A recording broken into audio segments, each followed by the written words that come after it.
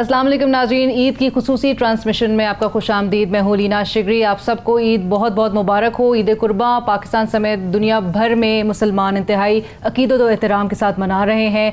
पाकिस्तान में भी और बिलखुसूस ख़वातीन के लिए, बच्चों के लिए ईद जो है और ये तमाम त्यौहार जो है वो बड़े दिलचस्प होते हैं। बड़े काम भी ख़वातीन के लिए जो है वो बढ़ भी जाते हैं, पकवान का उनको एहतमाम करना पड़ता है।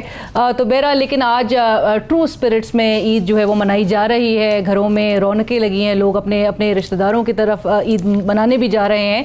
आज की गुफ्तगू भी इस हवाले से होगी कि क्या जो ईद कुर्बां का असल मकसद था, क्या हम उसके मुताबिक आज भी ईद मना रहे हैं। और जो हम ओवरऑल देख रहे होते हैं कि स्टेटस सिंबल बन गया है, जानवर बड़े महंगे से महंगे जानवर और एक कंपटीशन भी जो नज़र आ रहा है, क्या हम उसकी असल रूह के मुताबिक चल रहे हैं। आज हमारे साथ स्टूडियोज़ में काफ़ी सीनियर जर्नलिस्ट कॉलमिस्ट का हमारा गेस्ट पैनल है। हमारे साथ मौजूद है इजहारुल हक साहब, आप कॉलम नवीस हैं, शायर हैं, सीनियर सहाफ़ी हैं। अस्सलाम वालेकुम इजहार साहब, बहुत शुक्रिया हमें ज्वाइन करने के लिए, ईद मुबारक। और उनके साथ तशरीफ़ रखते हैं हारून रशीद साहब, आज मेज़ के वो दूसरी तरफ मौजूद हैं। मुकाबिल प्रोग्राम सर का है। अस्सलाम वालेकुम हारून साहब, बहुत शुक्रिया आप भी इधर मौजूद हैं और साथ साथ ईद मुबारक आपको भी। और हमारे साथ मौजूद है मंसूर रफ़ाक साहब, आप भी कॉलम नवीस हैं, शायर हैं, सीनियर सहाफ़ी हैं। अस्सलाम वालेकुम, ईद मुबारक मंसूर साहब। इजहार साहब, गुफ्तगू का आगाज़ इसी बात से होगा कि ईद कुर्बां मनाई एक तो कैसे जाती है। जिन आपके कॉलम्स लोग जो है वो रोज़ाना पढ़ते हैं, टीवी स्क्रीन्स पे आप तमाम को देख रहे होते हैं, लेकिन सहाफ़ियों के लिए वो ईद किस तरह मुख्तलिफ होती है, कैसे मनाई जाती है? देखें, सहाफ़ी भी इसी तरह ईद मनाते हैं जिस तरह बाकी लोग मनाते हैं, लेकिन मुझे इस ईद पर याद आ रहा है कि हर उम्र का जो हर हिस्सा है उसमें ईद की जो मज़ाहिर हैं, डायमेंशंस हैं, मैनिफेस्टेशंस हैं, वो मुख्तलिफ हैं। हम जब छोटे थे तो सबसे ज़्यादा खुशी ये होती थी कि कपड़े नए पहनेंगे। फिर सुबह उठते थे उस वक्त जो हमारी माएँ और दादियाँ थीं, ये मंसूर साहब को और इनको भी पता होगा, हारून साहब को, कि 4 बजे उठती थीं और जब उठते थे बच्चे तो हलवा, शीरीनी, शीर खुरमा जो भी था वो पका हुआ होता था। अब ये फ़र्क है कि अब हमारी बेगमात जो हैं और हमारी आगे जो बेटियां हैं वो तो बहुत देर से उठती हैं। वो बात नहीं है कि जब सुबह उठेंगे तो कढ़ाई पड़ी हुई होगी और उसके ऊपर एक कपड़ा धरा हुआ होगा। फिर अब हम जिस उम्र के हिस्से में हैं इसमें अब वो कपड़ों का चार्म भी नहीं रहा। अब ये चार्म है कि ईद बड़ी हो छोटी हो तो बच्चे आएँ और फिर उनके बच्चे आएँ। तो ये मुख्तलिफ उम्र के मुख्तलिफ मराहिल के साथ ईद की खुशियाँ जो हैं वो चेंज होती रहती हैं। खुशी होती है और जब उम्र के हर हिस्से में ईद आने पर खुशी होती है, लेकिन उस खुशी के मज़ाहिर, उसकी सूरतें मुख्तलिफ होती हैं। हारून साहब, ईद एक तो ये भी सबसे पहले जो मैंने सवाल किया इजहार साहब से भी कि ईद, आपकी ईद कैसे आप मनाते हैं। आप शोज़ पे रोज़ाना लोग देख रहे होते हैं, मुख्तलिफ होती है, लोग इकट्ठे होते हैं, कैसे मनाते हैं? देखिए, ईद एक त्यौहार है ना, और त्यौहार में ख़ास ज़हनी फ़िज़ा होती है। मसलन ये कि फ़र्ज़ कीजिए मैं बहुत पुरजोश नहीं भी हूँ ईद मनाने के लिए और मेरे लिए उसमें कोई तनव्वुर का पहलू नहीं रहा, मगर बच्चे हैं, बेटे बेटियां हैं, पोते पोतियां हैं, एक इसके साथ ज़िम्मेदारी का एहसास आता है। जैसे ईद का त्यौहार करीब आता है तो ख्याल आता है कुछ नए नोट होने चाहिए और बच्चों के लिए कुछ ख़रीदारी करनी है। आमतौर पे तो खैर ख़ातिन ही करती हैं, लेकिन ये कि सब लोगों की ज़रूरतें पूरी हों, मुलाज़म हैं घर में, उनका क्या है, उनका ख्याल रखा गया है नहीं है। कुछ और लोग हैं जिन्हें ईद पे कुछ उनकी मदद करने की कोशिश करनी चाहिए जितनी भी अल्लाह तौफीक दे। तो ये त्यौहार तो है ही इसीलिए कि ज़िंदगी की जो यकसानियत है वो टूटे। खुदा ने ज़िंदगी को तनव्वुर में पैदा किया है, एक खीरा कुन तनव्वुर है इस कायनात में। ज़िंदगी ये अगर एक जैसी होती या यकसानियत होती तो बड़ी बोझिल और बहुत मुश्किल हो जाती। अल्लाह चूँकि बहुत मेहरबान है तो उसमें ज़िंदगी में तनव्वुर के बहुत पहलू रखे हैं। वैसे भी ये ज़मीन के मज़ाहिर देखें आप, मौसम बदलते हैं, फूल खिलते हैं, दरख्त अपना जो चोला बदलते हैं, ख़िज़ां और बहार और गर्मा और सरमा के मौसम आते हैं। कभी क्या गालिब का जिक्र कर रहे थे इजहारुल हक साहब, शायद वो शेर सुनाना पसंद करें, तो वो एक अब तो ज़िम्मेदारियों का ज़्यादा एहसास होता है। लेकिन बहरहाल ये है कि कुर्बानी की ईद है तो बकरे ख़रीदे जाएंगे, कोशिश की जाएगी कि अच्छे ख़रीदे जाएँ और وہ گوشت اس کا بانٹا جائے گا, دوستوں کی فہرست میں. ایک قربت اور محبت پیدا کرتی ہے.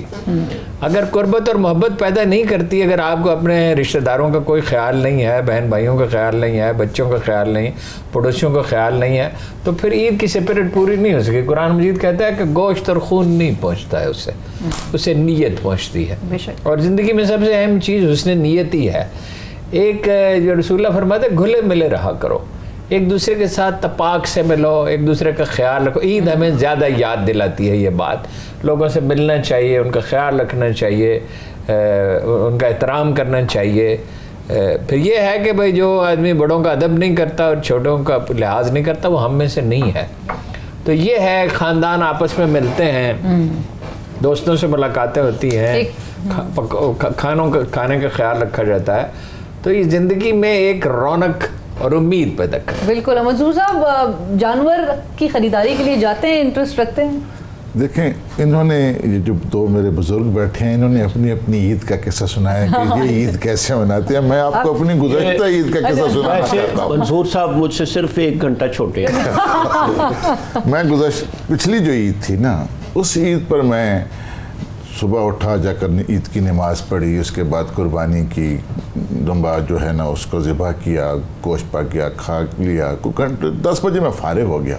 اب میں نے کہا عید منانی ہے, بھی خوشی کرنی ہے, کیسے کروں؟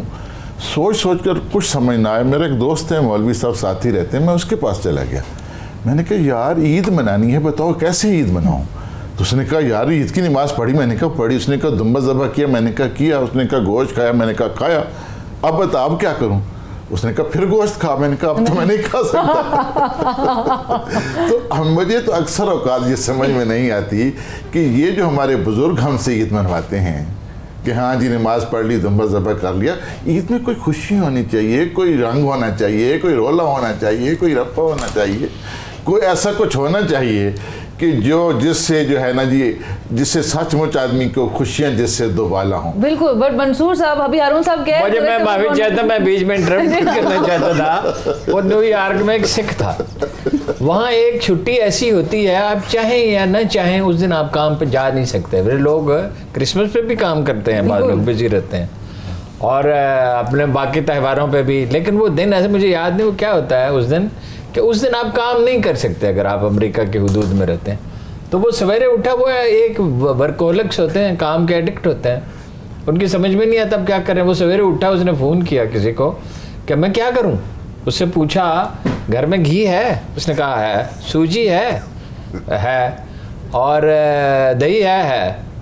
اچھا یہ اپنا آٹا ہے, تو پراٹھے پکاؤ اور لسی بناؤ اور حلوہ بناؤ. تو پراٹھے کھا لو, تو لسی پی لو اور حلوہ کھا لو, تو پھر فون کرنا. اب ظاہر ہے 2-3 گھنٹے بزی رہا جتنا یہ عید میں بزی رہتے. تو پھر اس نے فون کیا کہ اب میں کیا کروں. اس نے پوچھا آدمی نے کہ نیند آ رہی ہے؟ اس نے کہا آ رہی ہے. اس نے کہا سو جاؤ, جب سو کے اٹھو گے تو مجھے فون کرنا, پھر میں تمہیں. اپنا اپنا طریقہ ہے. ایگزیکٹلی. لیکن وہ ایک رونق تو ہوتی ہے منصور صاحب. اکثر اوقات ہم جیسے نوجوان دن سو ہی رہتے ہیں. دیکھیں مجھے یاد آ رہا تھا, ویسے بھی منصور آفاق صاحب دن میں ہمیشہ سوئے رہتے ہیں اور رات کو ہمیشہ جاگتے رہتے ہیں. اظہار صاحب, مجھے یاد آ رہا تھا کہ پہلے عید جو تھی اور اب, اس وقت گلیوں میں عام بچے نظر آ رہے ہوتے تھے کہ وہ ایک گھر سے کھانا لے کے, شیرینی لے کے یا جو بھی لے کے دوسرے گھروں میں, اور تانتا بندہ رہتا تھا, کوئی آ رہا ہے کوئی جا رہا ہے. میلے لگتے تھے, ہر گاؤں میں میلہ ہوتا تھا, میلے لگتے تھے. یہ بڑی اہم بات ہے. ہر قصبے میں میلہ ہوتا تھا. اس میں سیکیورٹی کا بڑا ایلیمنٹ ہے. یعنی مجھے یاد ہے میں جب 5-6 سال کا تھا تو میں اپنے قصبے میں اکیلا چلا جاتا تھا اپنے چھوٹے بھائی کے ساتھ, اور سارا دن گزار کر آتے تھے ہم وہاں پر. جو بھی میلے کی ایکٹیویٹیز ہوتی تھیں, جلیبی کھا لی, شربت پی لیا, وہ چیچ مکوڑے پر جو ہے وہ اس پر سیر کر لی. لیکن اب آپ بچوں کو اس طرح مکوڑے پر سیر کرنے والی بات میں نے آج سنی ہے, لیکن ہم نے نہیں دیکھا. یہ آپ نے اس لیے نہیں دیکھا کہ آپ, لیکن ختم ہو گیا. کراچی میں میلے نہیں لگتے. آپ بدقسمتی سے یا خوش قسمتی سے آپ نے پیدا ہونے میں تاخیر کی, تو یہ سارا پہلے گزر چکا تھا. اچھا, اب اس میں ایک اور فیکٹر ہے, وہ یہ کہ عید کے دن وہ لوگ بھی نماز پڑھتے ہیں جو پورا سال نماز نہیں پڑھتے. اچھا, ہم نے بزرگوں سے سنا ہے کہ عید 2-3 قسم کی نماز ہوتی ہے. ایک تو 5 وقتہ نمازی پڑھتے ہیں جیسے یہ ہمارے صلحاء اور صالحین بیٹھے اور دوسری ہوتی ہے آٹھی نماز یعنی ایک 7ویں 8ویں دن, اور ایک ہوتی ہے کاٹھی نماز یعنی جنازہ جب جا رہا ہو تو لوگ نماز پڑھتے ہیں کیونکہ وہ لکڑی کی چارپائی ہوتی ہے, اور 360 سال میں ایک دن.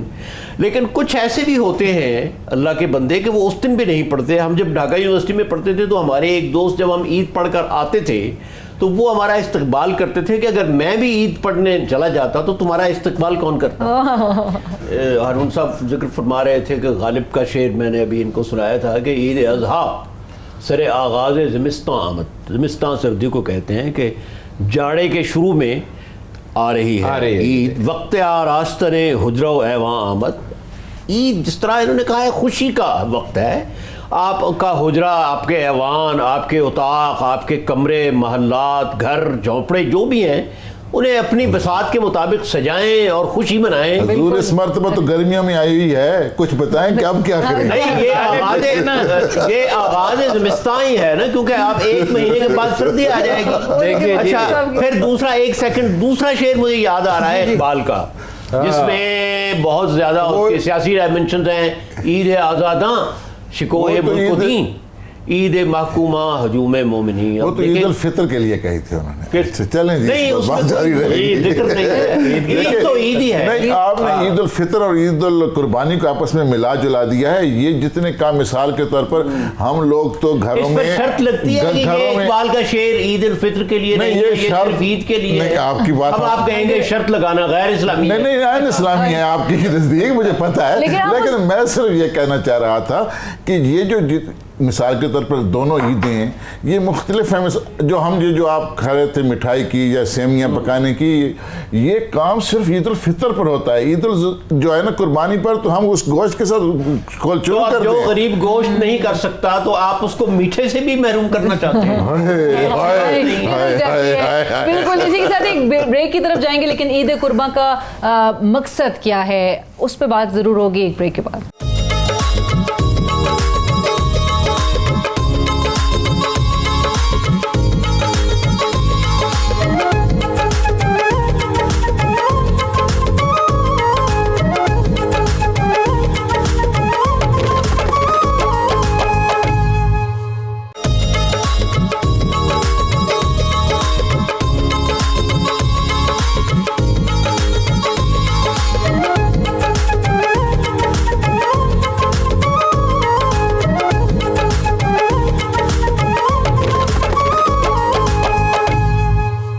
ناظرین welcome back after the break. Break سے پہلے جس طرح سے خوشگوار ماحول میں گپ شپ ہو رہی ہے, بات ہو رہی ہے, ہارون صاحب یہ تہوار آخر کیوں منایا جاتا ہے؟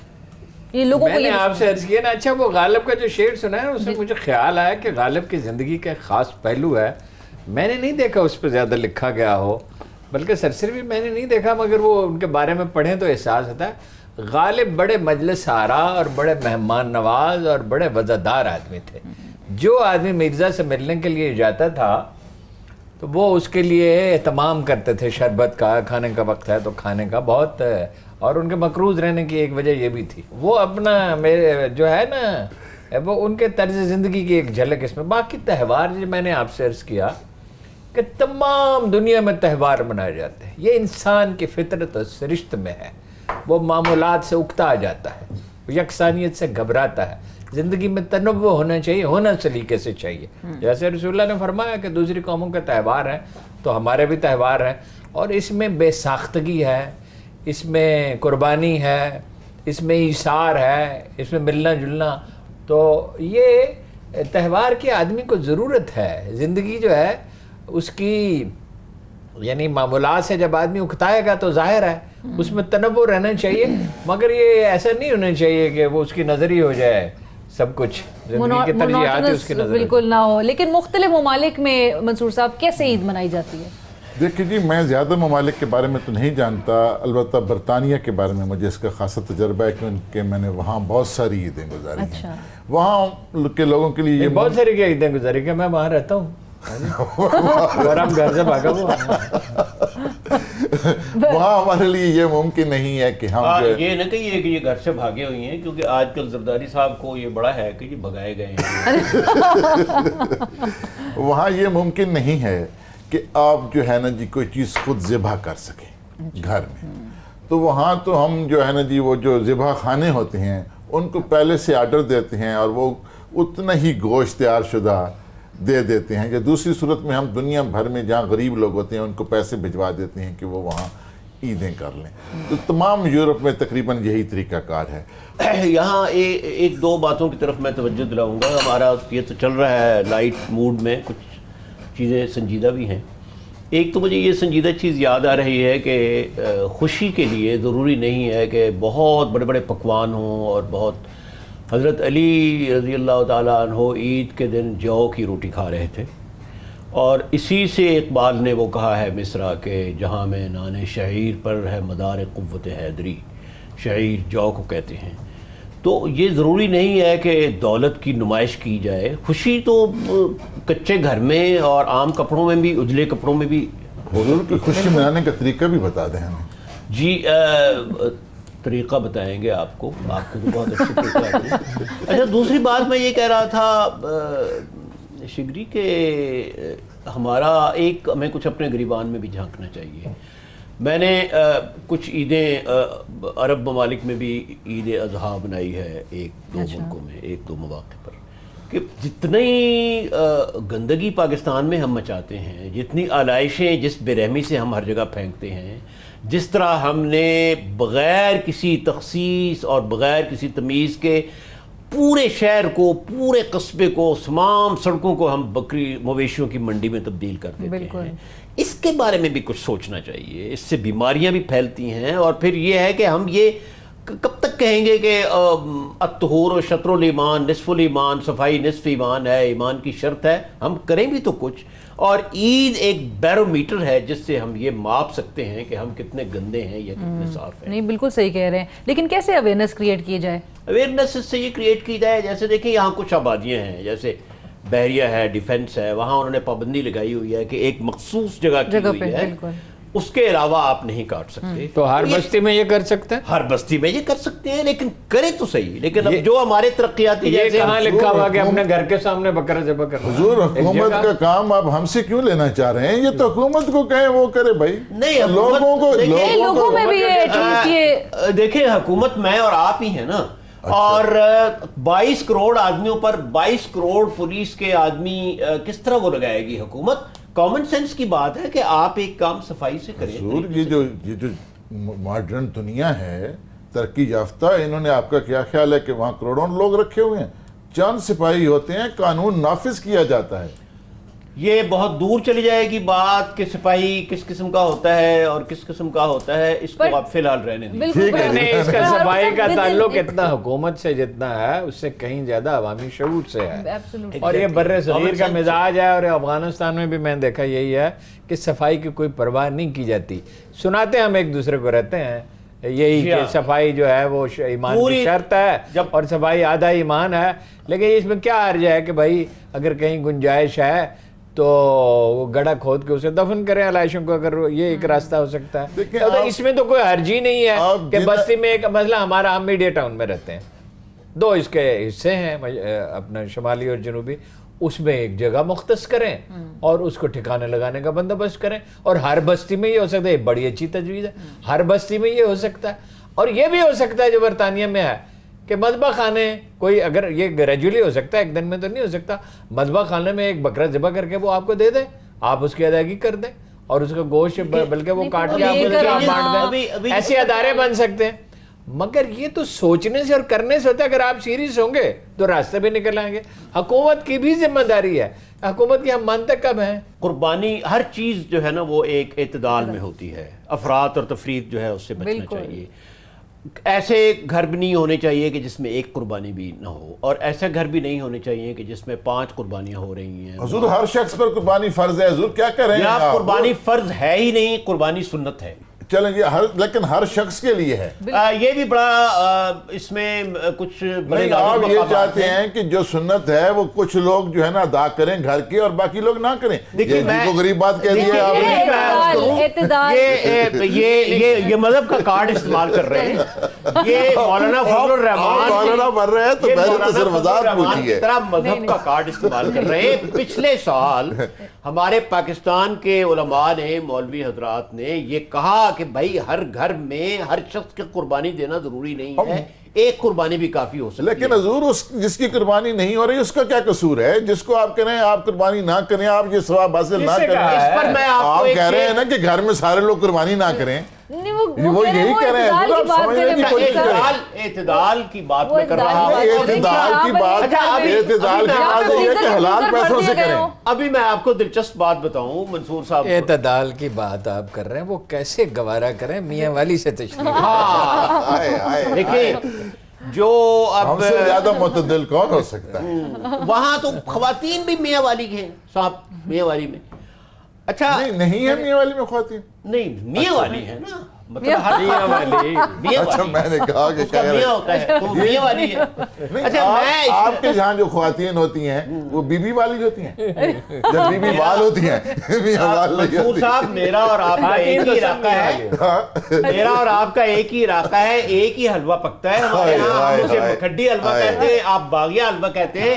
آپ نے صرف یہ کیا ہے کہ تخت لاہور سے رہائی حاصل کر کے تخت ملتان کے نیچے چلے گئے. نہیں 14 ملتان کیا تخت ملتان, وہ غریبوں کو کیوں آپ اتنا اٹھا رہے ہیں؟ ابھی تک تو وہ خود مظلوم ہے. اچھا اب یہ جو ایک مسلمانوں کا رہتا ہے فار ایسٹ میں, ملائیشیا اور انڈونیشیا میں, آپ کو پتا ہے یہ لوگ تو حج کا وہاں اتنا کلچر ہے کہ رشتہ کرنے جاتے ہیں تو آدمی کا پوچھتے ہیں اس نے حج کیا یا نہیں. اور سب سے زیادہ نوجوان حاجی حرم میں اگر آپ جائیں تو انڈونیشیا اور ملائیشیا سے ہیں, اور بڑی یکسوئی سے اور بڑے نظم سے آرگنائزڈ. میں نے یہ کہا تھا کہ مجھے باغ میں خرگوش نظر آیا ہے, تو ماں نے کہا کہ وہم ہوگا, تو بچے نے کہا کہ کیا وہم سفید رنگ کا ہوتا ہے اور اس کے 4 ٹانگیں ہوتی ہیں؟ دوسرے کو بولنے دینا بھی ثواب کا کام ہے. اظہار صاحب آپ کی جانب سے ایک بریک ہم شامل کریں گے, چھوٹی سی ایک بریک میں جاتے جی. بریک کے بعد اس سلسلے کو آگے بڑھائیں گے.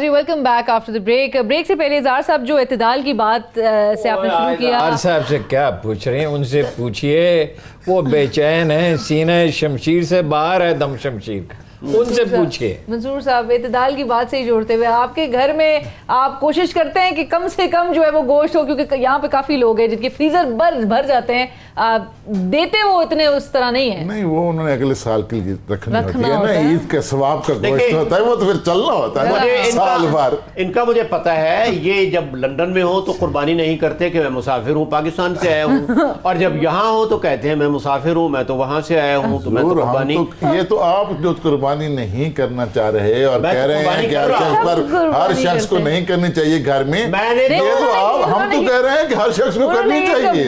ہم تو کیسے قربانی سے باز آ سکتے ہیں؟ میں نے یہ نہیں کہا کہ قربانی نہیں کرنی چاہیے, میں نے کل بکرا خریدا ہے, اس کی قیمت میں آپ کو نہیں بتانا چاہتا. لیکن پرائسز اظہار صاحب اس پہ آئے, اتنی قیمتیں آگ لگی ہیں, پرائسز اتنی زیادہ ہو چکی ہیں کیونکہ ڈیمانسٹریشن افیکٹ ہے. دیکھیں ہم مسلمان جو ہیں, ہم نے یہ سمجھا ہے قربانی پیسہ ہوگا, اپنی قربانی ہو جاتی ہے, اتنی مہنگی ہے. بالکل جی جی پیسہ ہوگا. نہیں تسی بولو, بولو جی جی. کہ ایک کلچر ہمارے ہاں بدقسمتی سے یہ رونما ہو گیا ہے, جو جیسے پہلے ہوتا تھا نا کہ پریسٹ کو خوش کرتے تھے تو وہ جنت کے ہاں ٹکٹ دے دیتا تھا. ہمارے ہاں اب ہر چیز پیسے سے. اب اگر یہی پولیس سے پیسے سے کیا تعلق ہے حضور؟ بات تو کرنے آپ مولوی کے اوپر آ رہے ہیں, غریب کے اوپر. میں نہیں آ رہا, پہلے غریب ہے ہمارا مولوی.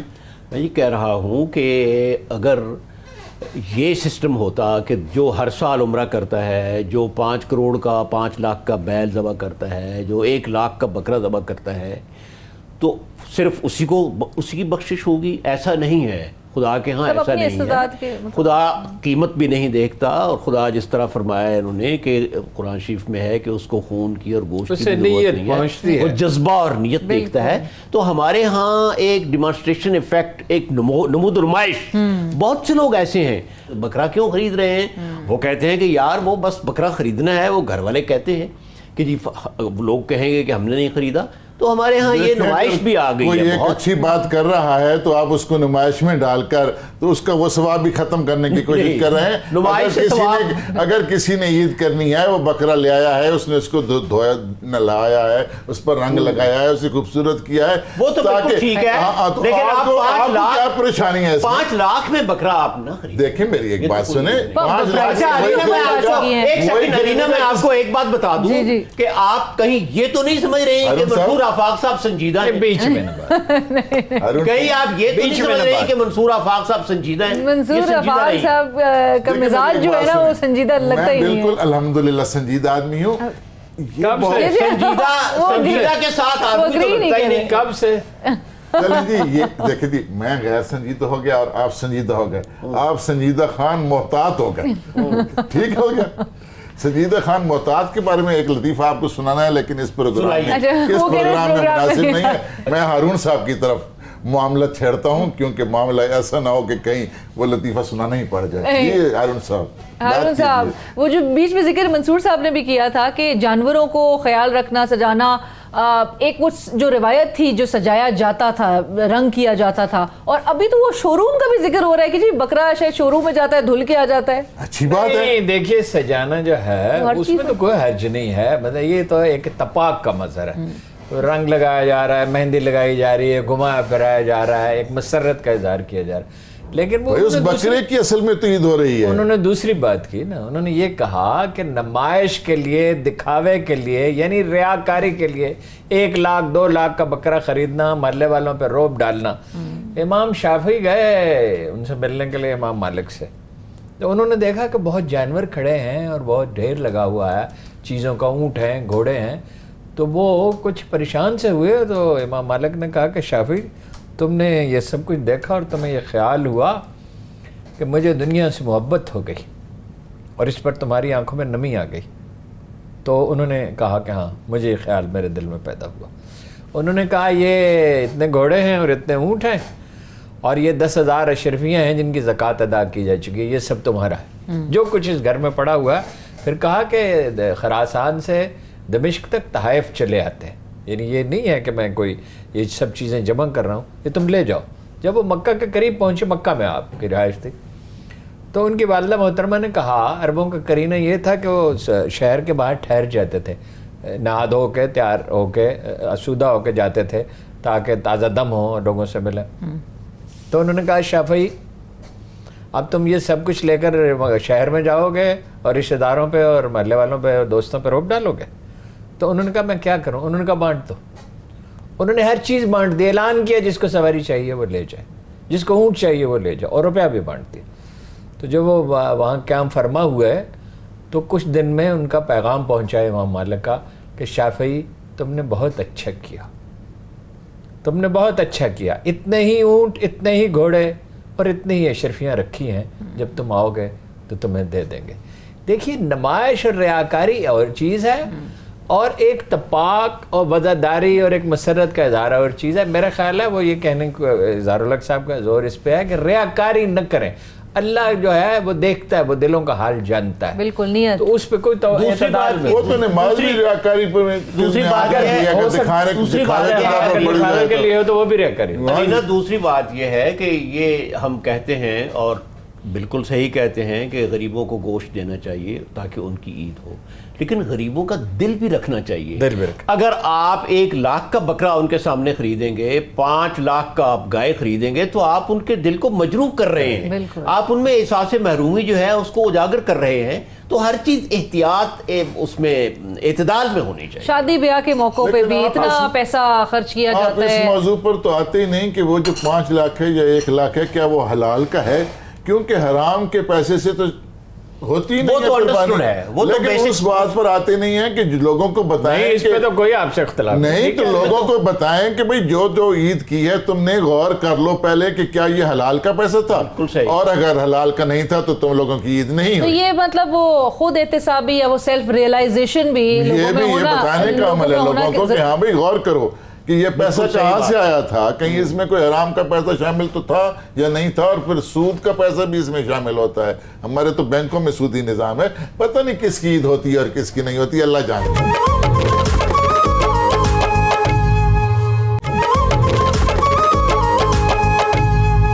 ہارون صاحب، عید کے بعد سیاسی ماحول میں ملک کے تبدیلیاں کچھ آتے ہوئے دیکھ رہے ہیں؟ کوئی آج کوئی ضروری ہے سیاست میں نہیں، بات کرنا؟ تبدیلی آئے گی، تھوڑے تبدیلی آئے گی، مطلب عید کے بعد اگر کرفیو لفٹ کیا جاتا ہے مقبوضہ کشمیر میں تو وہاں ظاہر ہے کسی نہ کسی طرح اپنے احساسات کا وہ اظہار کریں گے، اس کا پاکستان پہ بھی اثر ہوگا۔ اس وقت تو ہمارے لیے کشمیر ہی زیادہ اہم ہے، یہاں بھی کچھ سرگرمیاں جو ہوں گی تو دیکھیں جب وہ وقت آئے گا تو پھر اس پہ بات کریں گے۔ ہارون عید کے صاحب یہ موقع پر بتائیں اگر نہ کہ کریں تو بہتر۔ کشمیری اس وقت کیسے عید منا رہے ہوں گے؟ سب سے بڑا میرا سوال ہے ہمارے لیے بھی حقیقی میرا یہ تبھی خیال ہوگی ہے، اس کرفیو میں، میرا اس یہ صورتحال میں میرا یہ خیال ہے ہر پاکستانی کو جسے کچھ بھی اللہ نے یعنی توفیق عطا کی ہے، کچھ روپے عید کے دن کشمیریوں کے لیے رکھنے چاہیے، ان لوگوں کے لیے جو وہاں مفلس ہیں، مصیبت میں ہیں، جن کی زندگیاں مشکل بنا دی گئی ہیں، اور کسی نہ کسی ذریعے سے آج کی دنیا میں مشکل نہیں، ایسی انٹرنیشنل این جی اوز ہیں جن کو روپے آپ دے دیں وہ پہنچا دیں۔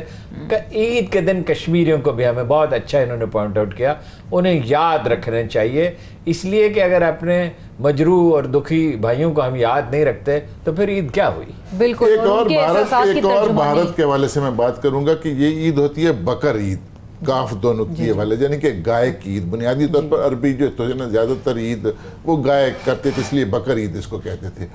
تو انڈیا کے اندر گائے کی قربانی کرنے پر ہر سال بے شمار لوگ جو ہے نا وہاں ہندوؤں کے ہاتھوں شہید ہو جاتے ہیں۔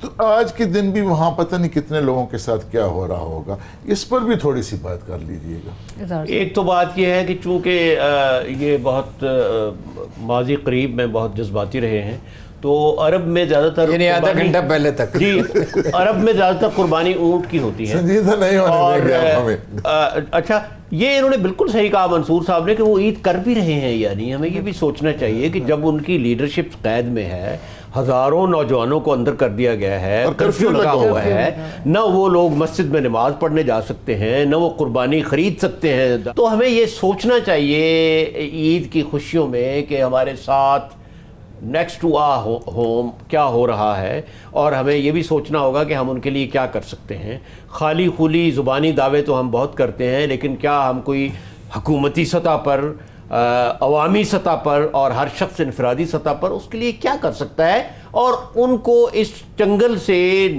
نجات دلانے کے لیے کیا کیا جائے؟ اظہار صاحب، حکومتی سطح پہ ہم نے اقدامات، کچھ ڈیسیشنز لیے ہیں جو کہ ظاہر کرتے ہیں ہماری اس وقت سنجیدگی، اور بھارت کو جو ہم نے ایک منہ توڑ جواب دیا ہے، تجارت بند کی ہے ہم نے، سفارتی محدود کر دیے، تعلقات بھی، تمام چیزوں پہ ہم یہ ایک ڈیسیشن تو لے رہے ہیں۔ تو کشمیریوں کی، ہمارے بھائیوں بہنوں کی جو احساسات کی ترجمانی تھی وہ تو ہم کر رہے ہیں، بالکل کر رہے ہیں، اور اس میں کچھ کوئی کرنے کی شک ضرورت نہیں بھی ہے، لیکن یہ ہے کہ ہمیں بہت زیادہ اس کے اوپر ابھی کرنے کی ضرورت ہے، خاص طور پر انڈیا پر ابھی اور زیادہ دباؤ ڈالنے کی ضرورت ہے۔ اور ابھی تک ہم نے فضائی اپنا جو ہے نا ان کے راستے بند نہیں کیے، کہا ہے صرف اور صرف جو ہے نا یہ ایک تجارت بند کی ہے یا 2-4 گاڑیاں اور بسیں بند کر دی ہیں۔ انڈیا کا اگر یہ اپنی ہم فضائی حدود انڈیا پر بند کر دیں تو انڈیا کو ڈیلی روزانہ اربوں روپے کا خسارہ ہوگا۔ اس طرح کے جب تک کام گورنمنٹ آف پاکستان نہیں کرے گی تو اس وقت تک 1.5 ارب روپے روزانہ اس وقت تک صحیح دباؤ نہیں پڑے گا۔ اور بھی بہت ساری باتیں ہیں کہ جو ابھی حکومت کو کرنی ہے۔ بالکل۔ اچھا آپ بہت سنجیدہ وہ ہو گیا ہے، اور یہ منصور صاحب اتنی تیزی سے رنگ بدلتے ہیں کہ اچانک غیر سنجیدگی سے یہ سنجیدگی کی طرف آ جاتے ہیں۔ چھوٹے بچے، میں نے دیکھا ایک دفعہ بکرا ذبح ہو رہا تھا تو چھوٹا بچہ ڈر کے بھاگ گیا، تو اب جیسے شب برات پر مجھے یاد آیا کہ مولانا ظفر علی خان اور مولانا محمد علی جوہر کے درمیان چپکرش رہتی تھی، تو محمد علی جوہر نے جب یہ کہا کہ ہمیں یہ شبرات جو ہے اس کی کوئی اصل نہیں ہے اور پٹاخے چھوڑنا یہ وہ فضول خرچی ہے، تو مولانا ظفر علی خان نے کہا کہ نہیں، اس سے مسلمان بچوں میں بہادری کا جذبہ پیدا ہوتا ہے. ایک چپکلش تھی، ایک لائٹ انداز. حضور آپ نے یہ انشاء کا پروگرام شعر ختم سنا. ہو رہا ہو تو میں آپ کو مولانا شوکت علی ایک منٹ سر، اور مولانا ظفر علی خان کا ایک واقعہ سنا. ایک جملہ. اگر پروگرام ختم ہو رہا ہے تو مولانا ظفر علی خان کا اور ان کا واقعہ سنا. بالکل 2-3 منٹ کا مجھے کہا جا رہا ہے. سنائیے. وہ انہوں نے کہا نا کہ چپکلش رہتی تھی ان کی. مولانا شوکت علی کے بارے میں بھی مولانا ظفر علی خان لکھتے ہیں، یہ بڑے باغ و بہار لوگ تھے، ایک دوسرے کے ساتھ مل کے چلتے بھی تھے، اور ایک بے ساختگی اور آج کی طرح یبوست نہیں تھی، نکتہ آفرینی بہت تھی. تو وہ اس زمانے میں رواج یہ تھا، نئے نئے جہاز تھے، چھوٹے جہاز تھے اور وہ زیادہ وزن نہیں اٹھا سکتے تھے، تو ایک وزن مقرر کر دیا گیا تھا کہ 150 پاؤنڈ اگر ایک آدمی کا وزن ہے، 120 پاؤنڈ ہے، تو وہ اتنے ٹکٹ دے گا، یعنی 50 روپے میں. اتنے اس سے زیادہ تو ٹکٹ اس زمانے میں ہو ہی نہیں سکتا تھا. 50 روپے وہ دے گا. لیکن اگر زیادہ ہو، بہت فربا آدمی ہو، تو وہ پھر اس پہ کچھ زیادہ پیسے اسے دینے پڑیں گے. تو مولانا شوکت علی جو تھے، مولانا محمد علی جوہر کے بھائی، تو وہ بہت لمبے تڑنگے موٹے تازے آدمی تھے. وہ تو تحریک خلافت کے ایک جلسے میں لوگوں نے جب کہا، جب وہ ختم ہو رہی تھی اور ایک انتشار تھا کہ ہم تحریک کے لیڈروں کو بھاگنے نہیں دیں گے، تو انہوں نے کہا مجھے کیا سناتے ہو، میں تو بھاگ سکتا ہی نہیں. تو وہ مولانا شوکت علی نے سفر کیا تو انہیں زائد پیسے ادا کرنے پڑے. اس پہ مولانا ظفر علی خان نے لکھا، یہ ثابت ہو گیا کہ مولانا شوکت علی میں انسان صرف 120 پاؤنڈ ہے، باقی سامان ہے. باقی سامان ہے. آخر کا ایک سوال، یہ جو کھالوں پہ اتنی لڑائی جھگڑے ہو رہے ہوتے ہیں، اس میں سیاسی جبر بھی رہا ہے.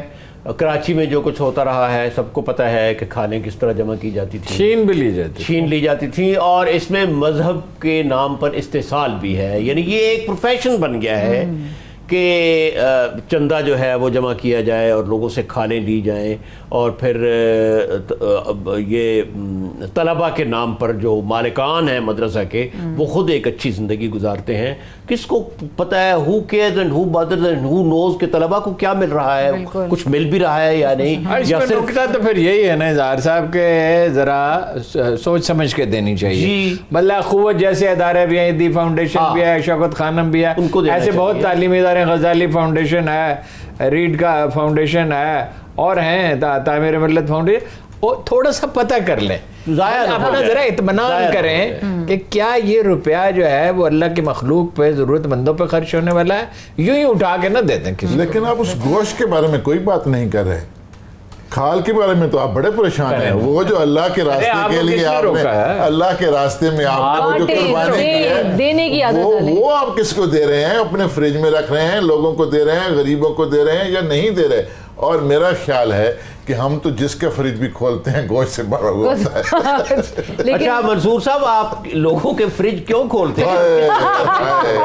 کہہ رہے ہیں کہ میں جس کا بھی ہم فریج کھولتے ہیں، تو یہ تو بڑی آج صبح ان کا فریج کھول کر دیکھا، خالی تھا. منصور صاحب آپ پکڑے گئے ہیں، لیکن بہت شکریہ ہمیں جوائن کرنے کے لیے. اسی کے ساتھ ہی ہمیں اجازت دیجیے. اللہ حافظ.